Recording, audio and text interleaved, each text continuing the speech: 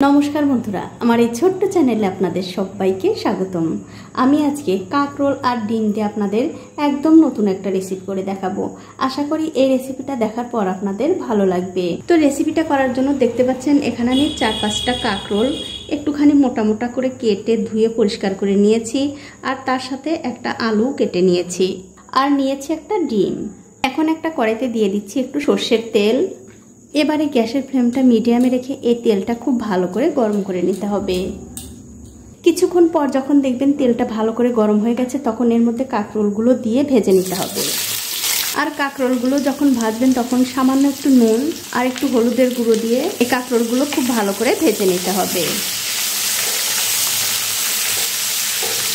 দেখুন, একটা ঢাকা দিয়ে এই কাঁকরোলগুলো কিন্তু আমি উল্টে পাল্টে খুব ভালো করে ভেজে নিয়েছি। দেখতেই পাচ্ছেন কাঁকরোলগুলো কিন্তু খুব ভালো করে ভাজা হয়ে গেছে। আর অবশ্যই কিন্তু বন্ধুরা কাঁকরোলগুলো খুব ভালো করেই ভেজে নিতে হবে।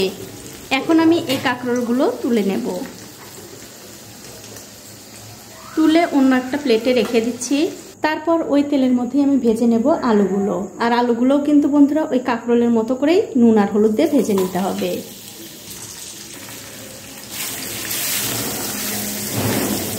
তো এই দেখুন, আলুগুলোও কিন্তু আমি উল্টে পাল্টে খুব ভালো করে ভেজে নিয়েছি। এখন এই আলুগুলো আমি তুলে নিচ্ছি। আলুগুলো তুলে নেবার পর ওই কড়াইতে দিয়ে দিচ্ছি আরও একটু সর্ষের তেল। তেলটা দেওয়ার পর যখন দেখবেন তেলটা ভালো করে গরম হয়ে গেছে, তখন এর মধ্যে দিতে হবে একটু কালো জিরা, 2টো পেঁয়াজ কুচি, রসুন কুচি, কাঁচা লঙ্কা, আর দিতে হবে স্বাদ মতো নুন। এবারে পেঁয়াজ আর রসুনটা এই তেলের সঙ্গে ভালো করে ভেজে নিতে হবে। দেখুন, গ্যাসের ফ্লেমটা লো টু মিডিয়ামে রেখে এই পেঁয়াজ আর রসুন কিন্তু আমি খুব ভালো করে ভেজে নিয়েছি। এখন আমি এই পেঁয়াজ আর রসুনের মাঝখানে একটু জায়গা করে নিয়ে এর মধ্যে দিয়ে দিচ্ছি আগে থেকে ভেঙে রাখা সেই ডিম। আর ডিমটা কিন্তু আমি একটু ফেটিয়ে নিয়েছি। এবারে গ্যাসের ফ্লেমটা একদম লোতে রেখে এই ডিমটা একটু ঝুড়ো ঝুড়ো করে ভেজে নিতে হবে।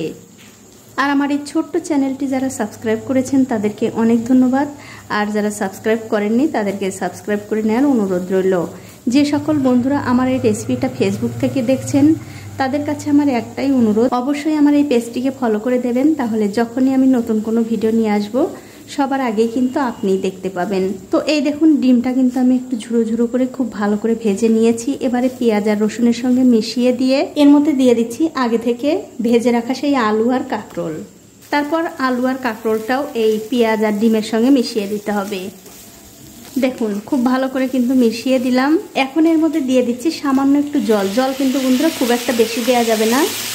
জলটা দেওয়ার পর এর মধ্যে দিতে হবে সামান্য একটু লঙ্কার গুঁড়ো, 1/2 চামচ জিরার গুঁড়ো, সবশেষে এর মধ্যে সামান্য একটু গরম মশলার গুঁড়ো দিয়ে খুব ভালো করে মিশিয়ে নিতে হবে। দেখুন, সব কিছু কিন্তু আমি খুব ভালো করে মিশিয়ে দিলাম। এবারে ঢাকা দিয়ে 1 মিনিট রান্না করে নেব। তো 1 মিনিট পর আমি উপর থেকে ঢাকাটা তুলে নিচ্ছি। তুলে নিয়ে এগুলো আমি একটু হালকা হাতে নাড়াচাড়া করে দেবো। আর দেখতেই পাচ্ছেন রান্নাটা কিন্তু হয়ে গেছে। এখন আমি গ্যাসের ফ্লেমটা বন্ধ করে দিয়ে অন্য একটা থালায় আমি ঢেলে নিয়েছি। এখন আপনাদের দেখিয়ে দিচ্ছি কতটা সুন্দর হয়েছে। দেখুন, এইভাবে কাঁকরোল আর ডিম রান্না করে আপনারা গরম ভাতের সঙ্গে রুটির সঙ্গে খেতে পারেন। খেতে কিন্তু দারুণ লাগে। তো বন্ধুরা, আমার আজকের এই কাঁকরোলের রেসিপিটা আপনাদের কেমন লেগেছে? যদি ভালো লেগেই থাকে অবশ্যই একটা লাইক, কমেন্ট আর শেয়ার করতে ভুলবেন না।